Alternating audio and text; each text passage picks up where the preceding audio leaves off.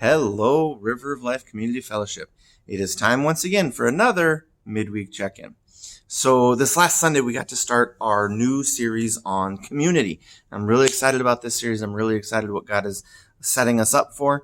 But we started it by first talking about the purpose of the church. And then we get to, as we've learned the purpose of the church, then we get to talk about how the church and its purpose fit into the different aspects of community that God is showing us. And like I said, I'm really excited about what God is going to do through this. And as we talked this Sunday, we talked about the purpose of the church, and that's, there's two pieces to that purpose. The first, since the church is an assembly of individual believers, the purpose of the church is the same purpose that individual believers have, which is found in the greatest commandment and the Great Commission. And that those together say that we are to love God and love others. And we are to show others the love of God so that they can love God and love others. That's the purpose of every individual Christian that has ever lived. And because that is the purpose of the individual Christian, that is also the purpose of the church as a whole. And so that's the first part of the purpose of the church. The second part of the purpose of the church is that the church is supposed to train and equip the believers to fulfill their purpose. And so those are the two purposes of the church.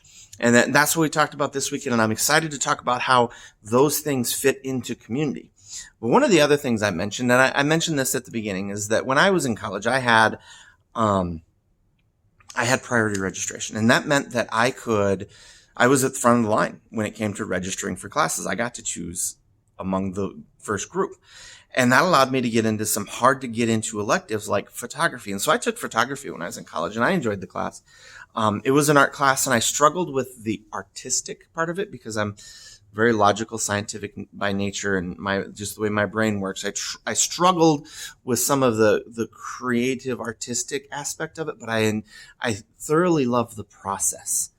And I love the chemistry and all of those things and how all those things came together to produce a picture. But, being a class and being an art class, we went through this semester of photography, and at the end of it, we had to turn in a portfolio, a sampling of the work that we had done. And so I, did my portfolio, and there were a couple of pictures in there that I remember very distinctly. Now, this happened almost 20 years ago, and so I don't quite remember all the pieces of it, but I do remember a couple of pictures in my portfolio. One picture was of a pair of combat boots. These were the boots that the Army gave me when I went to basic training. And these were the boots they gave me for that. And so I wore these boots to basic training, and then really, I had them broken so well, and they were so comfortable and supportive that I wore them for lots of things after that. And so from the time I graduated basic training until the time I took this picture, these boots had basically been with me on just about every adventure I had been on. And I had them, I counted at the time I took the picture, those boots had been with me in 12 different states. And I hadn't been out of the country then, so they hadn't gone with me to any other countries, but they'd been with me in 12 different states, doing all kinds of things from military stuff to hiking to just hanging out. I wore these boots in 12 different states. And there was a lot of memories that these boots. So I took a picture of them. It was black and white, and I love the picture because of the memories associated with it. One of the other pictures I took for my portfolio was of a guitar. I attempted when I was in college to learn how to play the guitar, and even a little bit after college, and I didn't practice, so I wasn't very good. But I had this guitar in my dorm room, and I took a picture of it, but I took a picture from the top of it down the bridge of it, down the neck of it with the frets and the strings. And I remember I used a short depth of focus, so it was kind of focused on the middle, but blurry at the beginning and the end. And that's what I remember the picture. And that picture was also printed black and white. And so those were the pictures I turned in. And I remember, sitting with the professor as he's going through my portfolio, and he gets to the boot picture, which is my favorite.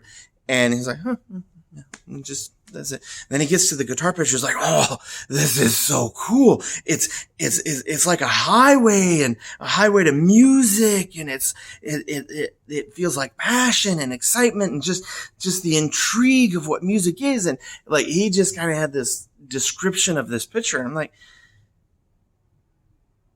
it's a guitar from the top down. That's what it was to me.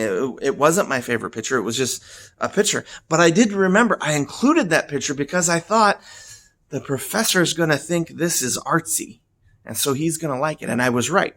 And so as he graded those, like I ended up with a low B in the class, and my boot print got a B grade. But my guitar print got an A. He liked that one most, even though I didn't. And it was like, whatever. But what that taught me, though, and I think this comes into play in our talk about purpose of the church and community, is that professor got to choose the criteria that were used for grading. Why? Because he was the head of the class. That was his job. And so when we think about the purpose of the church, so many times we get this idea in our head that, the church should be doing this, so the church should be doing that, and yada, yada, yada. This is important. That is important. But the truth is that the Bible is very clear that Christ is the head of the church. And so the person that gets to decide what the purpose of the church is Christ, not anybody else. And I think, as we look at Christianity in the world today, especially Western Christianity, there's a lot of division, a lot of range in beliefs about what people actually believe about Jesus and the Bible and God and what people think is important. There's just this huge range of it. And I believe the reason why is because we've forgotten that Christ chooses the purpose, not us. And so, one church might be like, social justice is important. The justice of the needy, that's the most important. Others might decide, righteous living is the most important. We must live righteously. Or, the most important thing is to make sure that we're glorifying God in what we do. And so we need to have a good building. And like different churches come up with these different ideas of what is the most important because they forgot to ask Christ, what is the most important? And as we talked about this weekend, Jesus laid it out for us in scriptures. The purpose of the church is to love God and love others so that others can know the love of God and they can love God and love others. And the purpose of the church is to train and equip the individual believers to do that. That is what scripture says is the purpose of the church. And that's what Jesus decided. And since he is God, since he is the head of the church, since it's his church, he gets to decide. Just like my photography professor got to decide, it was his class, so he got to decide how things were graded. Jesus is the head of the church. It's his church, so he gets to decide the purpose. And us as followers of Christ need to follow behind that. And what that tells us is that as we're thinking about the things that are important for our church, that we need to make sure that those line up with the big purpose for every believer and every church, which is to love God and love others, to help others know the love of God so they can love God and love others, and to train and equip the believers to fulfill that purpose.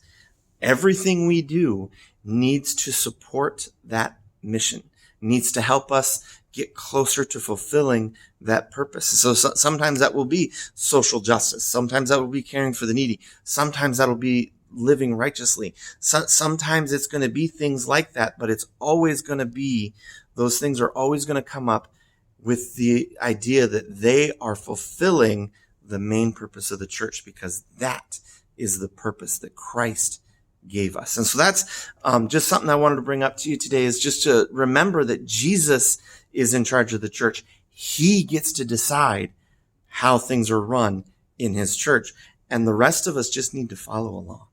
And so my encouragement to you today is to seek Jesus, to let him lead you. As he leads the church, he also leads us individually as Christians. So remember your purpose and seek him so that you can follow him into that purpose. That's my encouragement today. I hope and pray that you are finding God this week and that you're living your purpose. Thanks, and God bless.